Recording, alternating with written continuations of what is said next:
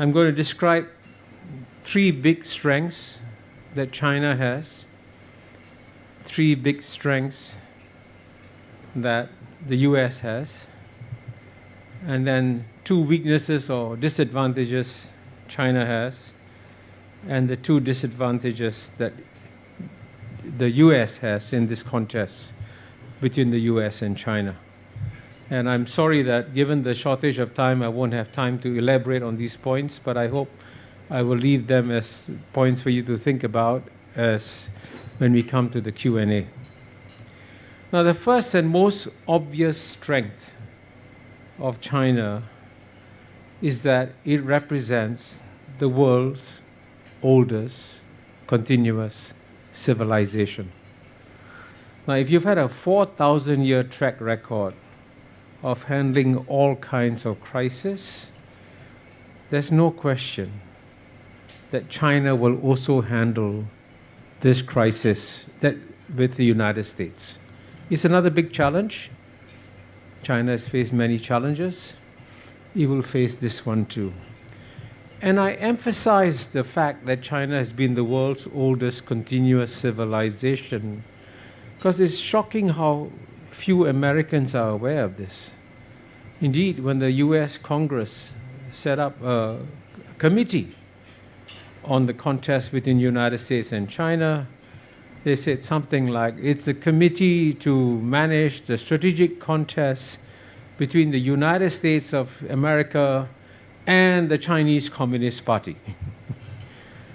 This is not a contest against a communist party. This is the contest against a 4,000-year-old civilization. And I believe that if you can persuade American policymakers to hoist that in, they will then regard this contest more carefully rather than the reckless way that it is doing so.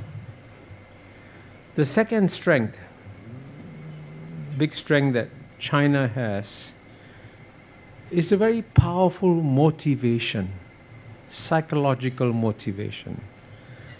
And the psychological motivation that China has comes from the fact that it suffered a century of humiliation from 1842, the Opium War, to 1949, when the People's Republic of China was established. Memories of that are still alive in China. So as the United States applies pressures and imposes sanctions, imposes tariffs on China, the Chinese say, well, you've done this before. We understand what you're trying to do. You're trying to dominate us, and we'll make sure that this time you don't succeed. So if you've already been through it, then the motivation for succeeding is extremely powerful.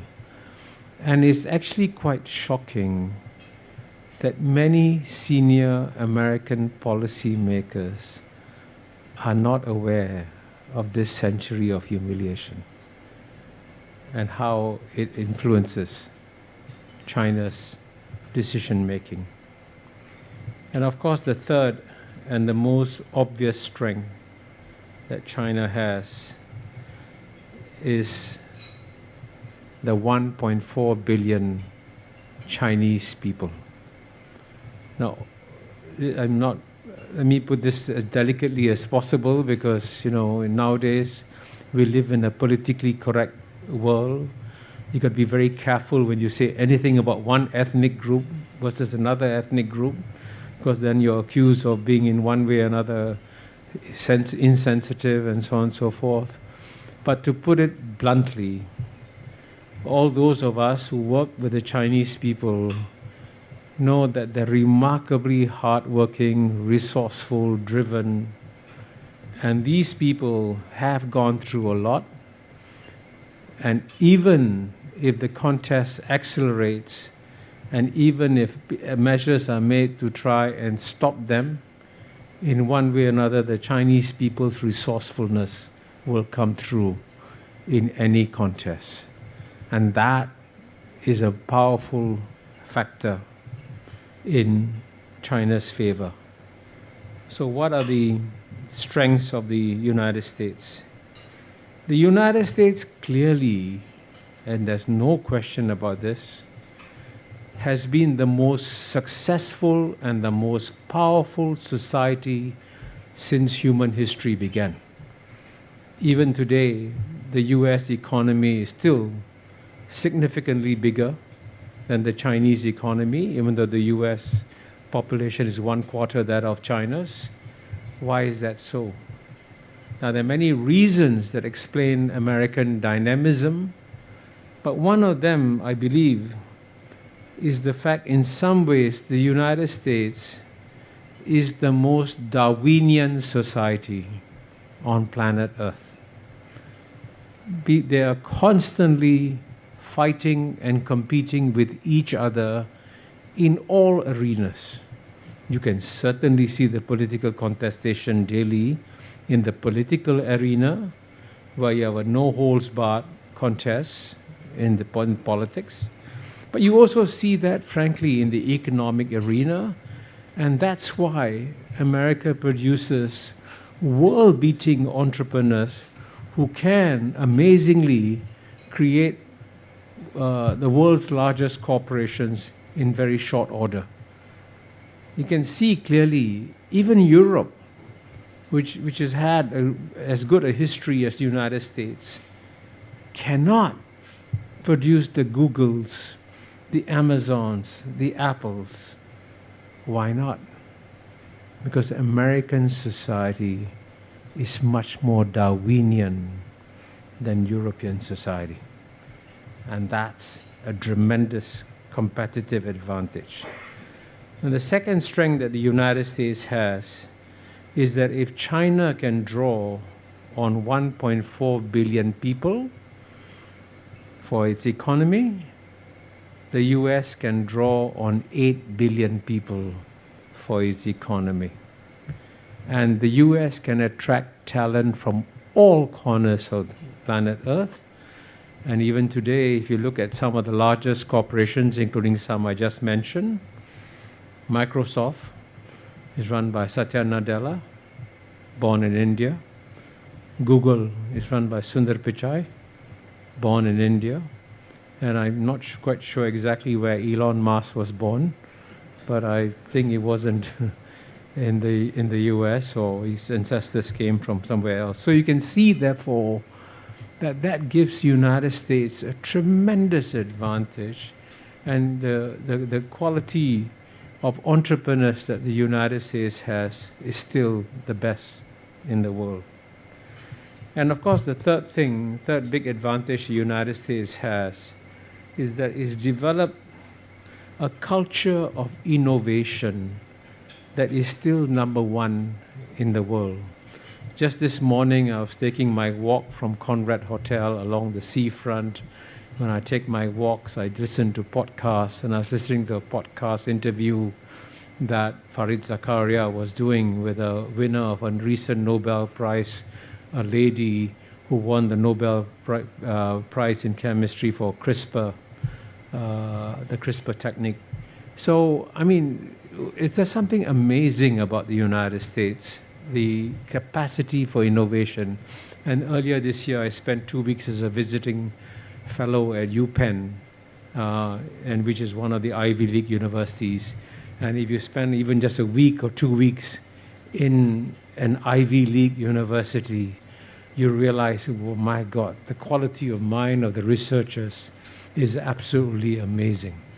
And that clearly is a major advantage that the United States has. Now, let me quickly now, in 2 minutes or less, because I'm supposed to begin my discussion with Lee, discuss the weaknesses or disadvantages that they have, that both sides have. In the case of China, by the way, there are many weaknesses. You know, I'm just picking two randomly in some ways. One is, of course, one of the biggest disadvantages that China has accumulated is a result of its mistakes that it's made in recent years of alienating the American business community. In the past, the American business community would always act as a check or a brake when moves were taken against China in the United States. Now the American business community has stopped doing it, and this was a mistake that China made. It could have avoided, and I describe it at some length in chapter 2 of my book, Has China Won? And of course, the second disadvantage or weakness that China has is that it has a tremendous demographic problem. We all know about it. The birth rates have collapsed, and the danger that China faces, as you know, or as the cliche goes, China may get old before it gets rich. So that's going to be a handicapping factor. Although I would say also, we can discuss in the Q&A, there are ways and means that China can manage the demographic challenge. Now, very quickly, let me conclude with two disadvantages or weaknesses that I think the United States has in this contest. The first one is the one that I highlighted in the opening of my book, Has China Won? That United States has launched a contest against China without working out a comprehensive long-term strategy. And anyone who studies history knows that if you decide to go into a contest with another power and you don't have a strategy, you're shooting yourself in the foot. And I say this with some confidence because the person who gave me this insight was Henry Kissinger in a one-on-one conversation that I had with him twice in 2018 and then in 2022, a year before he died. And then the second weakness that the United States has is that it has become functionally a plutocracy. And the result of this plutocracy is that the average income of the bottom 50% in America have stagnated for several decades now.